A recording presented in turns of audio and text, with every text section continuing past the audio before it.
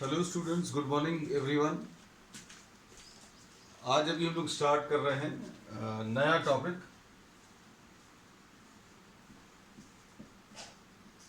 Composite functions. Composite functions क्या है, ये अभी हम लोग आज डिस्कस करेंगे। इसमें suppose you are having two sets and a function relates these two sets. आपने एक फंक्शन f ले लिया जो a को b से रिलेट कर रहा है। अभी हम बहुत सिंपल टर्म्स में पहले इसको समझा देंगे, फिर इसकी कंडीशंस क्या है वो आगे डिस्कस करेंगे। एक और फंक्शन है जो b सेट को c से रिलेट कर रहा है, तो कॉम्पोजिट फंक्शन वो रहेगा जो a को c से रिलेट करता है। इसको एक एग्जांपल से अभी हम लोग क्लियर कर देना। जैसे सपोज फॉर एग्जांपल ये एक सेट है a और ये b है। Suppose 1 2 3 and 4, this is related to a b c and d। इसमें रिलेशंस जो हैं या जो मैपिंग है करस्पॉन्डिंग, वो अभी हम लोगों ने मार्क किया। 1 is related to b under the rule f। इसको भी लोग बहुत सिंपल भाषा में कैसा बोलते थे, f of 1 is equal to a। मतलब 1 की image under the rule f is b। 2 की image under the rule f is a। फिर उसके बाद 3 की इमेज इज d और 4 की इमेज इज c। ऐसा कुछ बोल दिया। अब एक और ले लें,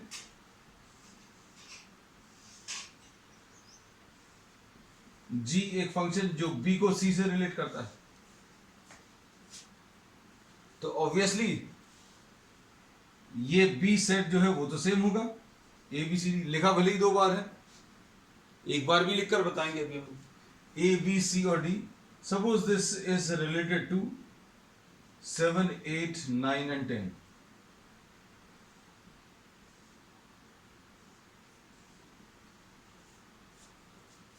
तो अब इसमें क्या कह सकते हैं, the image of a under the rule g of a is equal to 9, g of b is equal to 7 और g of c is equal to 10 और g of d is equal to 8।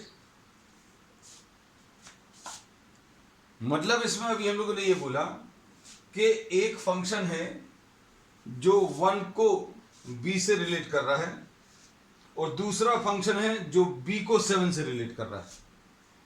1 को b से relate किया और b को 7 से relate किया, 1 को b से रिलेट किया और b को 7 से रिलेट किया।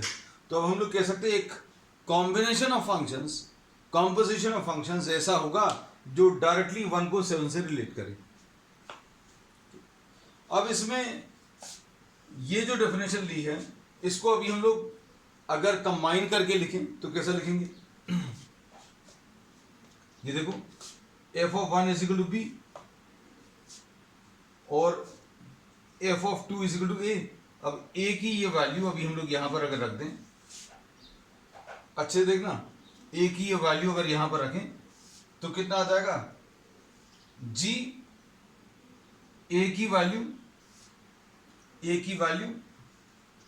f2 रख दिया। यहां पर देखो f2 की वैल्यू a है और a की वैल्यू यहां पर रख दी और राइट हैंड साइड पर क्या लिखा हुआ 9। तो इसका मतलब क्या है कि 2 जो है इस कॉम्बिनेशन में 9 से रिलेटेड है। इस कॉम्पोजिशन ऑफ फंक्शंस में 2 जो है 9 से रिलेटेड है। देखो जरा, दिख रहा होगा 2 a से रिलेट हो रहा है और a 9 से रिलेट हो रहा है। तो लिखने का तरीका ये रहेगा। अब इसको अभी हम लोग ऐसा भी लिखते हैं, g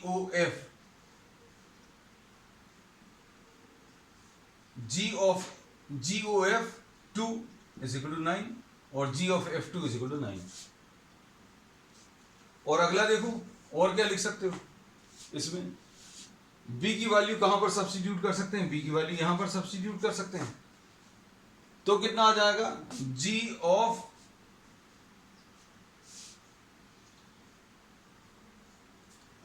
of f1 यहां पर क्या किया, b f1 के बराबर है, b की ये वैल्यू यहां पर सब्स्टिट्यूट कर दी। b की वैल्यू अगर यहां पर सब्स्टिट्यूट करें, एरो और स्पेसिफिक बना दें, b की ये वैल्यू यहां पर रख दी, तो g of f1 will be equal 7।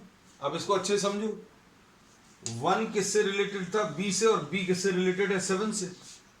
तो 1 जो है 7 से रिलेट हो गया, 1 b से रिलेट है और b 7 से रिलेट है। तो अभी हम लोग क्या कर रहे हैं, बीच वाले जो नंबर्स हैं अलग कर दे रहे हैं कि 1 का रिलेशन b से और b का रिलेशन 7 से। अब इसके बाद अब नेक्स्ट है 1 का रिलेशन देख लिया, 2 का देख लिया, अब 3 का देखो। ये 3 का ये रिलेशन निकालने के लिए किससे है, इधर सब्स्टिट्यूट कर दो। d की ये वैल्यू अगर इसमें रखेंगे तो कितना आ जाएगा, g of f3, g of f3 will be equal to 8। तो 3 8 से रिलेट हो गया इस कॉम्बिनेशन में, 3 8 से रिलेट हुआ, देखो दिख रहा है क्या, 3 d से रिलेटेड और d 8 से रिलेटेड हो गया। ये 1 का भी रिलेशन बता दिया, फिर अभी हमने 2 का भी बता दिया, 3 का भी बता दिया, 4 का देखो, 4 का रिलेशन अगर देखना है तो ये c की वैल्यू, ये जो c की वैल्यू है ये आप इसमें सब्स्टिट्यूट कर दो, तो क्या आ जाएगा, g ऑफ f4, c की ये वैल्यू इसमें अगर रख दी तो कितना आ जाएगा, g of f4 will be equal to 10। देख लो इस कॉम्बिनेशन में क्या होगा, इस कॉम्बिनेशन में अभी हम लोग ये बोलेंगे कि 4 c से रिलेट है और c 10 से रिलेट है, तो मतलब 4 जो है 10 से रिलेट हो जाएगा। ये डायरेक्टली अभी हम लोगों ने बता दिया। इसको अभी हम लोग ऐसा समझ सकते हैं कि सपोज ये ए सेट जो है, this is a station Sagar, B set जो है this is a station Bhopal, and C is a station Chennai. अब आपको बात शायद समझ में आती होगी, हम लोगों को जाना सागर से चेन्नई है, लेकिन हमारी एक मजबूरी है। मजबूरी क्या है कि डायरेक्ट ट्रेन नहीं है, तो अभी हमने क्या किया, सागर से भोपाल की कितनी ट्रेन हैं वो देख ली, फिर भोपाल से चेन्नई की जो ट्रेन हैं वो देख ली, और हम लोग जो निकालने की कोशिश कर रहे हैं, what we are interested in, we are trying to get the train directly from Sagar to Chennai. ये एक एग्जाम्पल है जिसको अभी आप ऐसा मतलब रिलेट कर सकते हैं, एग्जैक्टली तो नहीं है लेकिन कॉम्पोजिशन में एग्जैक्टली क्या कर रहे हैं वो इससे लगभग अभी हम लोगों को आइडिया लग सकता है। तो अब ये जो चीजें अभी हमने लिखी हुई हैं, इनको अब हम एक सिंगल डायग्राम में बनाएंगे।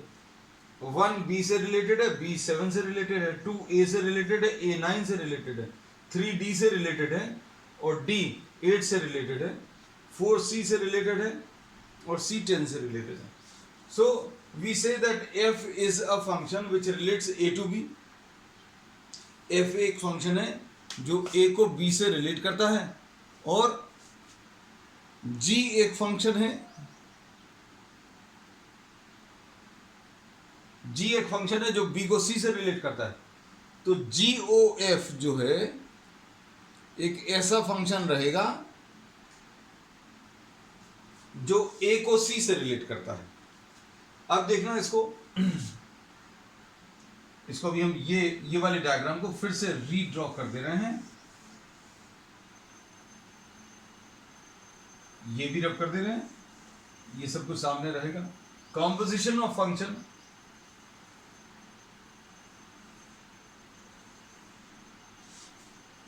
देखो अच्छे से, ये A है, ये B है, ये C है, इसमें 1 2 3 and 4 A B C and D, 7 8 9 and 10। अब ये थोड़ा सा ज्यादा अच्छा लगेगा आपको। 1 किससे रिलेटेड है, B से रिलेटेड है, और B किससे रिलेटेड है, 7 से रिलेटेड है, और ये रूल जो है ये F है, और ये वाला जो रूल है ये G है।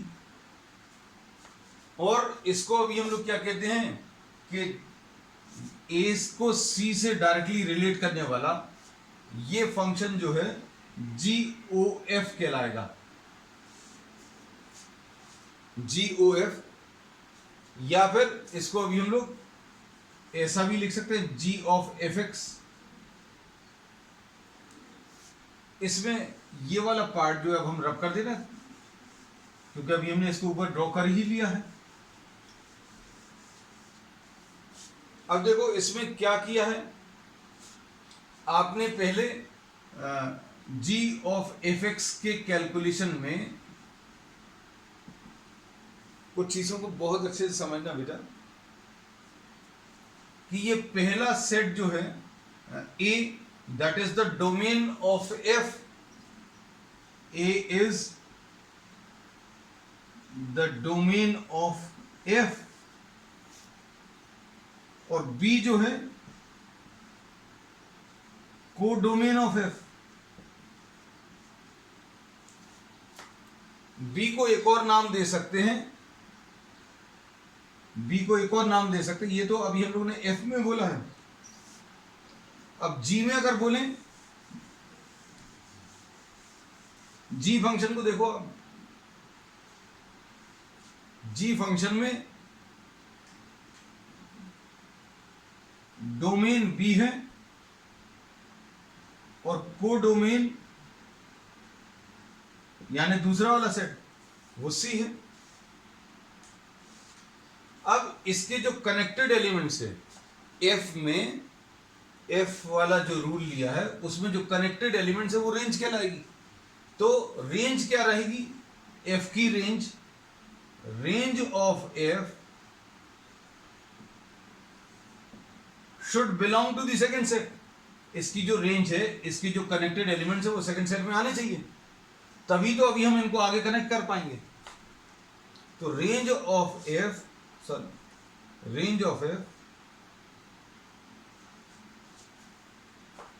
should be what?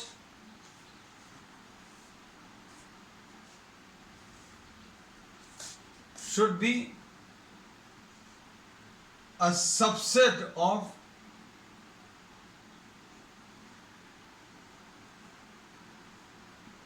codomain of G।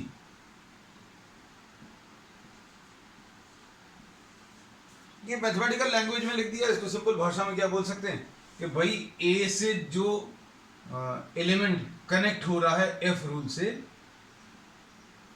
वो सेकंड वाले फंक्शन के लिए या सेकंड वाले फंक्शन में कोडोमेन को बिलोंग करना चाहिए। तो इसका जो वन एलिमेंट है वो B से कनेक्टेड है और B जो है 7 से कनेक्टेड है।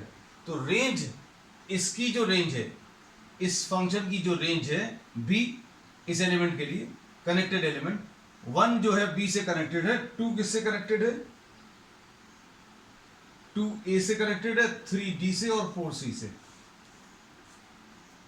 फिर 1 को अभी हम लोगों ने किससे कनेक्ट कर दिया था, 7 से कनेक्ट हो गया था। 2 किससे कनेक्ट हुआ था, हम पूरा पहले बना लें फिर आपको अच्छे से क्लियर कर देंगे। 9 से कनेक्ट हो गया था। फिर 3 किससे कनेक्ट हो गया था, 8 से। और ये 4 किससे कनेक्ट हो गया था, 10 से। तो F की जो रेंज है वो ABCD है। F फंक्शन की जो रेंज है वो ABCD है। और G फंक्शन का डोमेन क्या है, G फंक्शन का डोमेन यानी पहला सेट, तो पहला सेट भी ABCD है।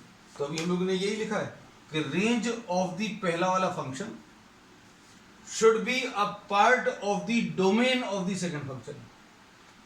पहले फंक्शन का जो रेंज है ABCD और दूसरे फंक्शन का, दूसरा फंक्शन यानी G, उसका जो डोमेन है मतलब पहला सेट, वो दोनों सेम होने चाहिए। It should be a subset. तो अभी हम लोग ने ये लिख दिया। तो ये नेसेसरी कंडीशन है क्या, कि range of F should be a subset of codomain of G।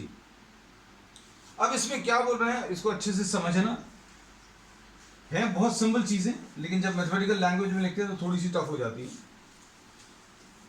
इसमें आप कौन सा वाला फंक्शन पहले ले रहे हैं, जब ये लिखा हुआ है इस डायग्राम को देखकर तो तुरंत बता सकते हैं कि पहले कौन सा फंक्शन है, F है। और F को इनपुट कहां से मिल रहा है, एफ को इनपुट ए से मिल रहा है। तो अब हम लोग इसमें ये बोलते हैं कि आप ये जो एक्स रखते हैं वो पहले एफ को देना है।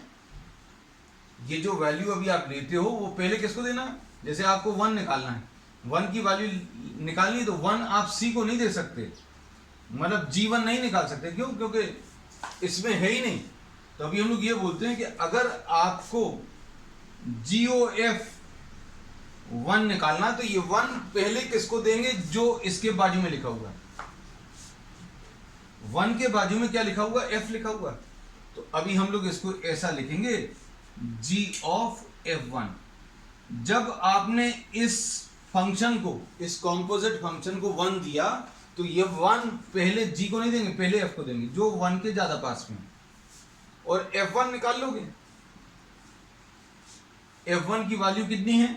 F1 को हटाकर आप क्या लिख लोगे?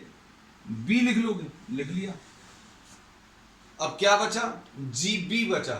तो अब आप G देखो और G में किसको देखो? B को देखो।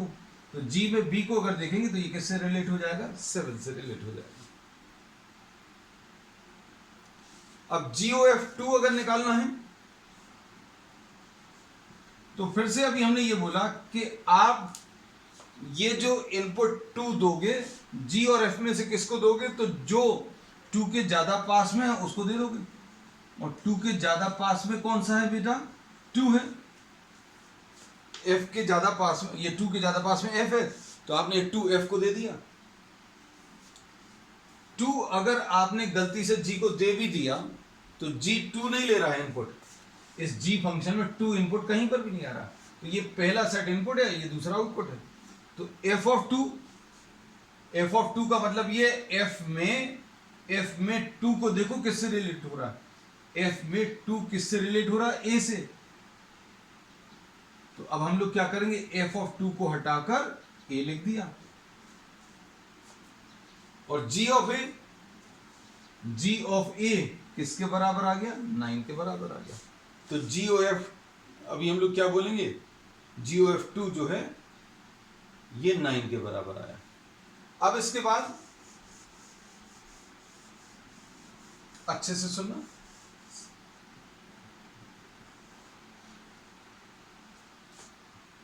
GOF3 कैसे निकालेंगे? ये 3 किसको देंगे पहले? जो 3 के ज्यादा नजदीक है। 3 के ज्यादा नजदीक कौन सा है? F है। तो F of 3 कितना आ जाएगा? D आ गया। अब G of D कितना आ गया? G of D जो है 8 आ गया। अब इसके बाद GOF4, इसमें देखो, इसमें 4 किसको देंगे?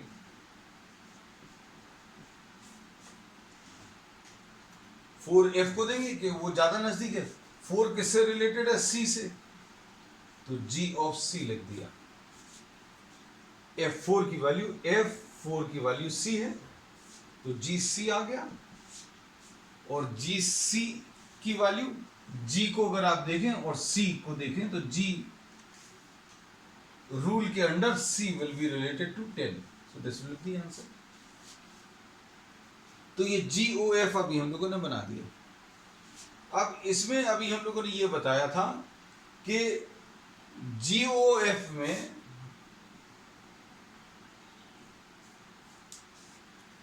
जो पहले फंक्शन का पहला फंक्शन कौन सा रहेगा ये याद रखना। इसमें पहला फंक्शन कौन सा है? F है। ऐसा मत सोच लेना कि G पहले लिखा तो G पहले है। तो इसमें पहला फंक्शन कौन सा है? F है। तो पहले फंक्शन की जो रेंज है वो दूसरे वाले फंक्शन का डोमेन बन जाएगा। तो इसलिए ये लिखा range of F should be a function will be a subset of domain of G। ये गलत लिखा हुआ है। ये गलत लिखा हुआ था यहां पर, अब इसको ठीक कर देंगे। अब आगे देखो नेक्स्ट पार्ट,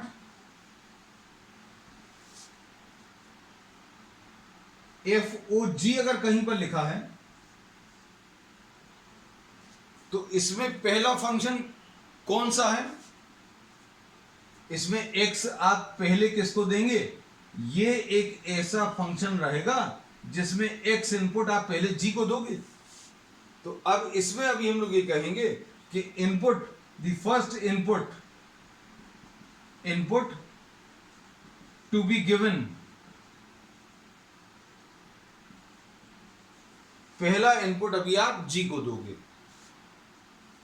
तो अब इसमें कैसा लिख सकते हैं? इसमें ऐसा लिख सकते हैं that domain of g, sorry, range of g will be a subset of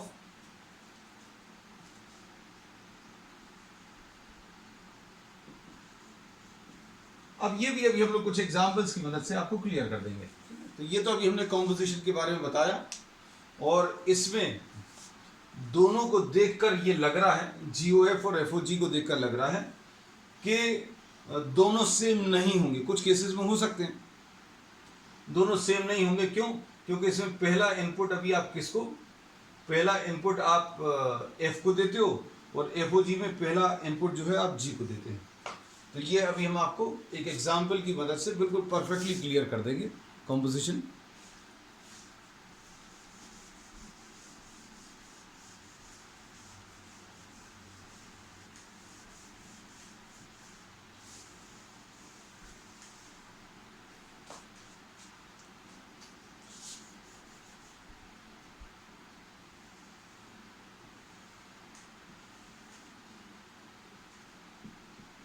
suppose ये F है, ये G है, fx सपोज x स्क्वायर है, fx जो है x स्क्वायर है, और gx जो है सपोज 2x है। तो x जो इनपुट अभी आप दे रहे हैं इसमें, सपोज 1 2 3 and 4। अब ये पहला फंक्शन क्या कर रहा है, किसको किससे रिलेट कर रहा है? 1 को 1 स्क्वायर से रिलेट कर रहा है, मतलब 1 आ जाएगा। ये 2 को 2 स्क्वायर से रिलेट कर रहा है, 1 1 से रिलेट हो गया, 2 जो है 2 स्क्वायर यानी 4 से रिलेट हो गया, 3 जो है किससे रिलेट हो जाएगा? ये याद रखना, ये जो है अभी हम लोग नेचुरल नंबर्स ही कंसिडर कर रहे हैं, we are considering only the natural numbers. 3 जो है 3 स्क्वायर से रिलेट हो जाएगा, मतलब 3 जो है 9 से रिलेट हो गया। 4 जो है किससे रिलेट हो गया? 4 स्क्वायर यानी 16 से। ऐसा कुछ है। अब इसमें देखो G में, अब इसको भूल जाना इस वाले पार्ट को। अब G क्या कर रहा है? G में जो भी आप इनपुट दोगे, G में जो भी आप इनपुट दोगे वो क्या कर रहा है? उसको डबल कर दे रहा है। G हर इनपुट को डबल कर दे रहा, मतलब यहां पर अगर x लिखा है तो 2x लिखा है, अगर 1 लिखा है तो इसका डबल यानी 2 आ गया। 4 अगर लिखा हुआ है 8 आ गया, 4 जो है 8 से रिलेट हो गया।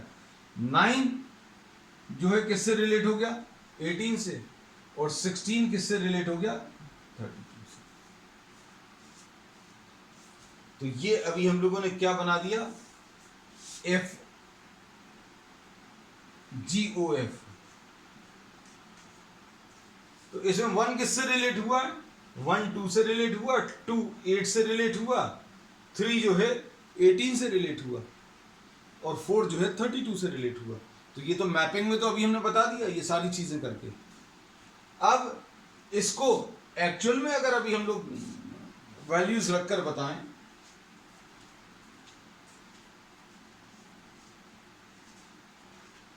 कैसा आएगा वो देखो ध्यान से। G ऑफ fx लिखा हुआ है, अच्छे सुनना बेटा। अब इसमें इसको ध्यान से देखो, इस वाले को, ये g ऑफ x लिखा है, ये g ऑफ कुछ और लिखा है। मतलब ये अगर कैलकुलेट करना है आपको, ये अगर कैलकुलेट करना है तो क्या करना पड़ेगा, g ऑफ x मालूम है, मतलब यहां पर अगर 3 लिखा है तो 2 इंटू 3 आएगा, अगर 10 लिखा है तो 2 इंटू 10 आएगा। यहां पर अगर fx लिखा है तो fx की वैल्यू रख दो। fx की वैल्यू कितनी आ जाएगी बेटा, fx की वैल्यू कितनी आ जाएगी, एक्स स्क्वायर। fx की जगह एक्स स्क्वायर रख दिया। अब देखो वो चीज अप्लाई करो, अभी हमने क्या बताया था, fx की वैल्यू एक्स स्क्वायर इसमें रख दी। अब g एक्स स्क्वायर निकालना, तो निकालने का तरीका क्या है, अगर ये x लिखा है तो ये डबल लिखा हुआ है, अगर ये 10 होता ये 20 आता। तो यहां पर अगर एक्स स्क्वायर लिखा है तो ये वाला फंक्शन क्या कर रहा है, डबल कर दे रहा है। तो क्या चीज आ गई रिजल्ट, GOF x की वैल्यू 2x स्क्वायर आ गई। अब इसको देखो अच्छे सुनना, x की वैल्यू अगर 1 लेने आप तो ये GOF कितना आ जाएगा, GOF 1 will be 2 into 1 square, 2 into 1 square, यहां पर लिख दे रहे values, GOF 1 will be equal to 2 into 1 square, GOF 2 will be equal to 2 into 2 square, GOF 3, x की जगह 3 रख दो तो 2 into 3 स्क्वायर। देखो सॉल्व करके क्या वैसे ही आ रहा है, तो ये 2 आ गया, ये 8 आ गया, ये 3 9 2 18 आ गया, 16 2 32 आ गया, परफेक्टली बिल्कुल वैसे ही आ गया। तो अब हम लोगों को कॉम्पोजिशन का कुछ कुछ मतलब समझ में आने लगा है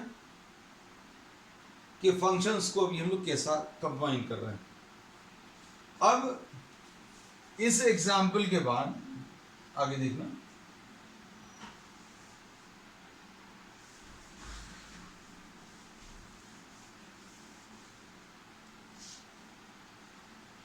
FOG अगर आप बताएं, GOF तो लिखा हुआ है, हम रब नहीं कर रहे हैं,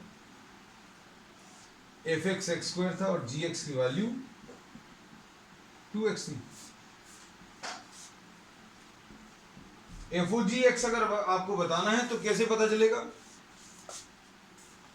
ये f ऑफ gx लिखा जाएगा और gx की वैल्यू कितनी है, gx की वैल्यू, ये देखो gx की वैल्यू कितनी रख दी, 2x रख दी। fx मालूम है कैसे, अगर x लिखा है तो आउटपुट एक्स स्क्वायर,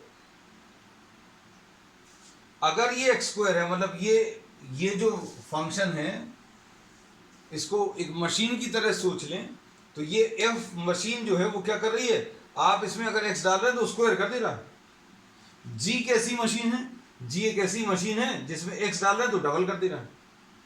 तो अब देखो f में अगर अभी हमने 2x डाल दिया, f में अगर 2x डाल दिया तो ये क्या करेगा, 2x को स्क्वायर कर देगा, यानी कि आंसर कितना आ जाएगा, तो 4x स्क्वायर।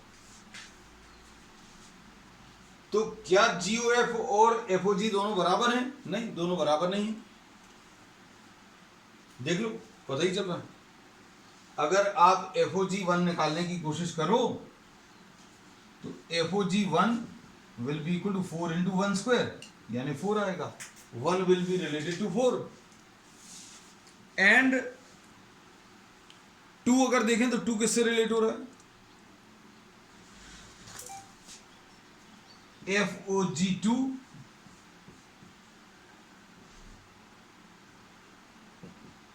4 इंटू 2 स्क्वायर यानी 16 आ जाएगा। FOG3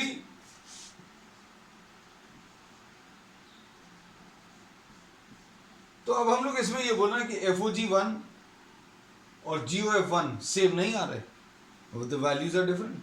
तो अब हम लोग ये कह सकते हैं कि FOG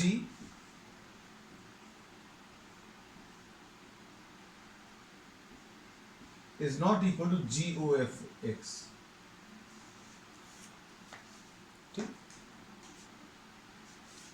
अब इसके बाद इसमें कुछ प्रॉब्लम्स अभी हम लोग ले रहे हैं।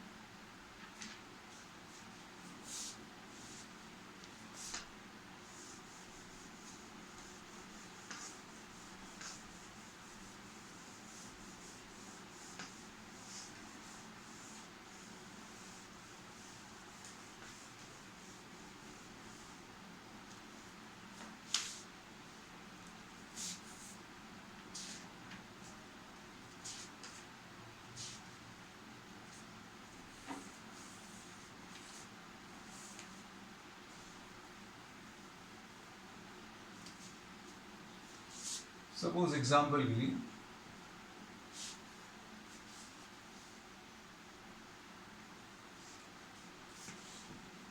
fx की वैल्यू 8x क्यूब है और gx की वैल्यू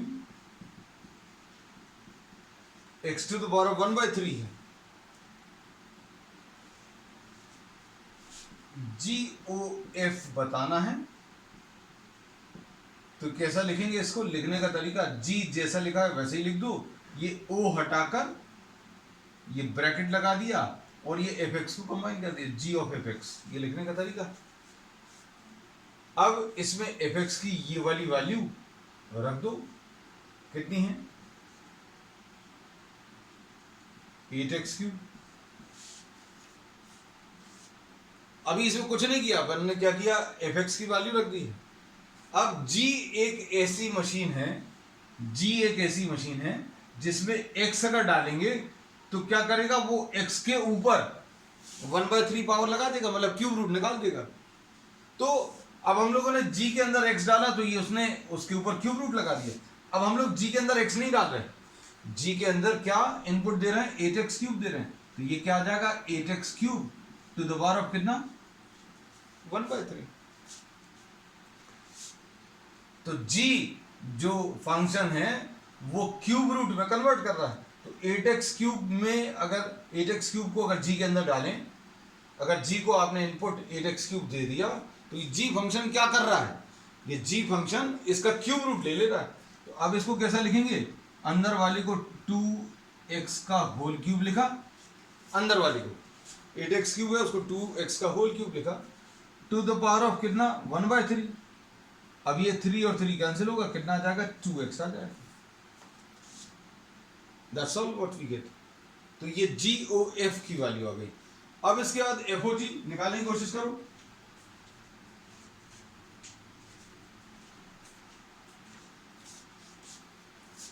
अब इसमें FOG अगर आप निकालें, हम इधर कर दे रहे हैं,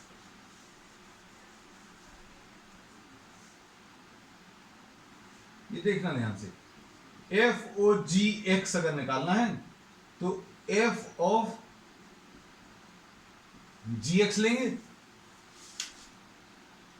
GX की वैल्यू रख दो।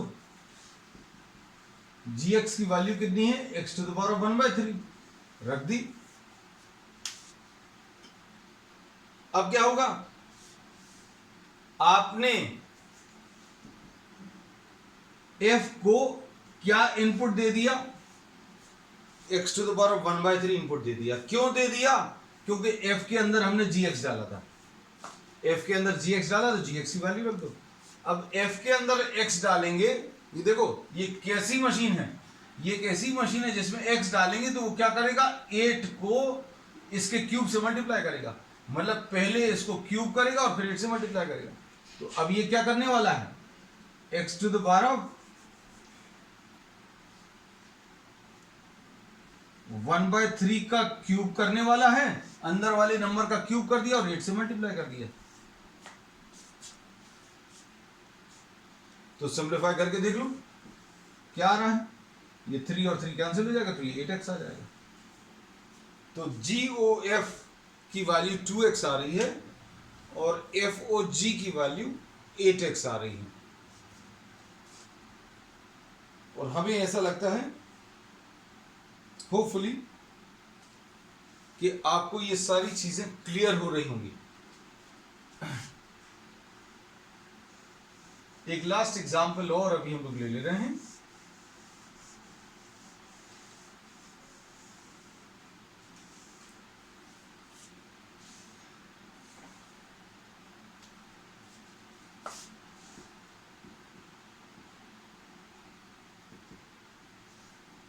एफ एक्स की value 4x plus 3 upon 6x minus 4 ये दिया हुआ। अब ये एफ फंक्शन कैसा दिया हुआ, एग्जांपल्स हैं बहुत सारे, मतलब इसमें ये मत सोचने लगना ये कहां से आ गया। We are taking another example. इसमें केवल एक ही फंक्शन दिया है और आपको एफ ओ एफ निकालना है।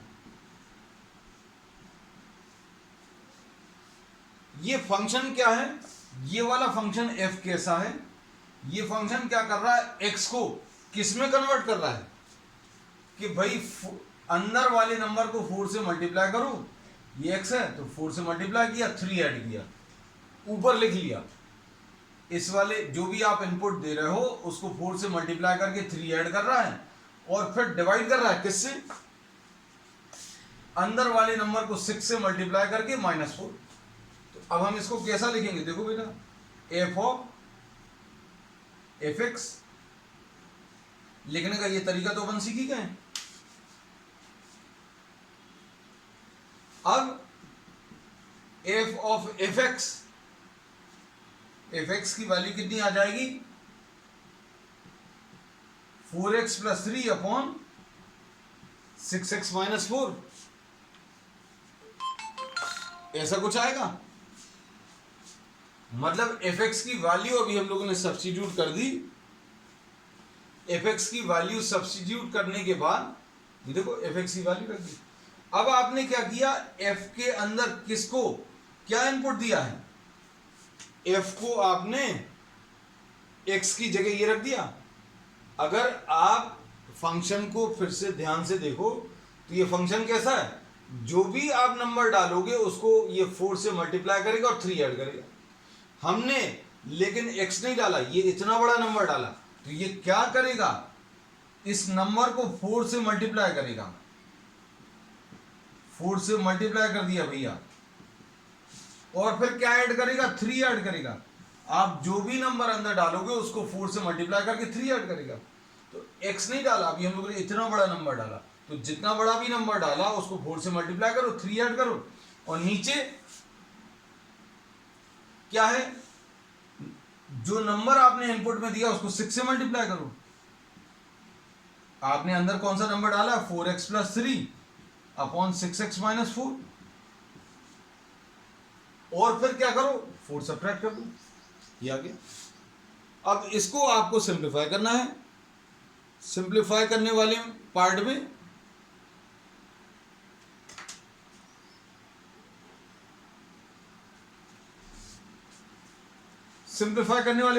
क्या आ जाएगा,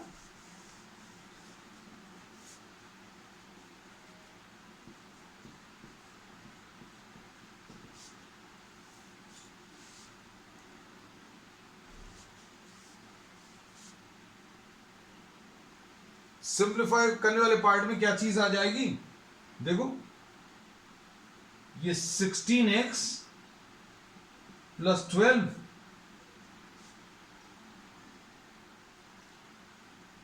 plus 3 into 6x minus 4 upon 6x minus 4। नीचे क्या आ जाएगा, नीचे आ जाएगा 24x plus 18 minus 4 into 6x minus 4 upon 6x minus 4। ये कैंसिल होगा, और इधर पर क्या आ जाएगा, 6x plus 12 plus 18x minus 12 upon 24x plus 18 minus 24x plus 16। तो कितना आएगा, +12 और -12 कैंसिल हुआ, इधर पर ये कैंसिल हो गया और नंबर्स क्या बचेंगे,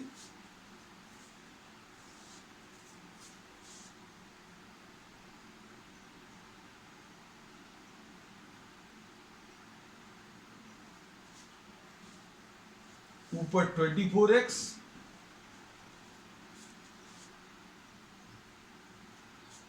+3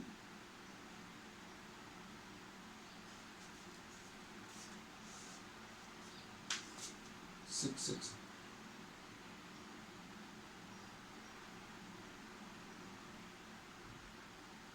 ये 16x था, हमसे ये स्टेप में छूट गया था। तो ये कितना आ जाएगा, 34x अपॉन 34, ये x आ गया। ठीक है, अब इसको कंप्लीट कर लेना। That's all for today.